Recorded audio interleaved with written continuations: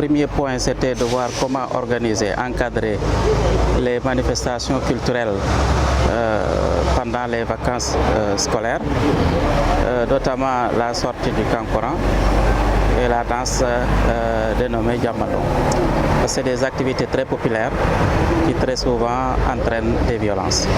Le deuxième aspect, c'était le championnat populaire, communément appelé Navetan, qui également entraîne souvent des troubles à l'ordre public.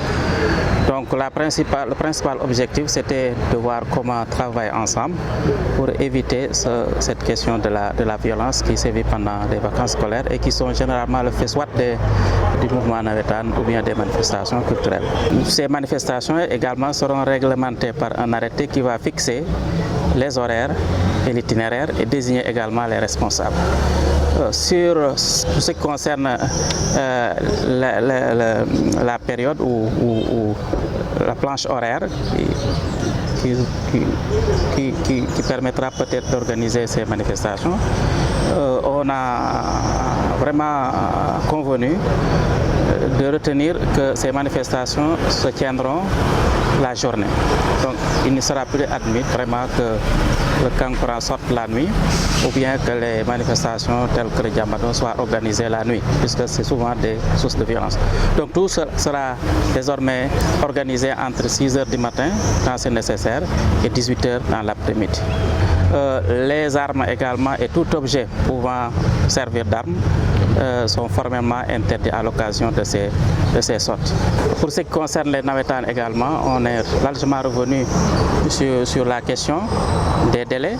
Heureusement que le ministre a un peu élargi les délais, parce que la période cette année va du 1er juillet au 30 octobre. Donc c'est 4 mois, de 4 octobre, 30 octobre. Donc c'est 4 mois qui pourront être mis à profit vraiment pour que les championnats se déroulent correctement. Pour prendre en question le volet sécurité également, on a retenu que les matchs ne pourront pas se tenir au-delà de 0 heure, c'est une exigence.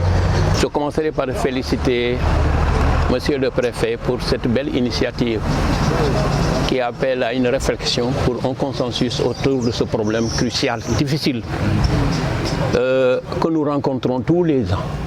C'est un perpétuel recommencement. Mais c'est bien dans la mesure où chaque année, de mieux en mieux, les gens s'améliorent dans la pratique. Et c'est important, on commence à comprendre, à respecter les choses.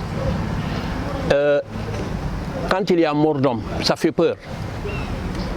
Des blessures, vraiment, c'est une situation qui préoccupe tout père de famille. Et on aurait vraiment souhaité que cela n'existe pas. C'est pourquoi on a réfléchi et on a trouvé un consensus.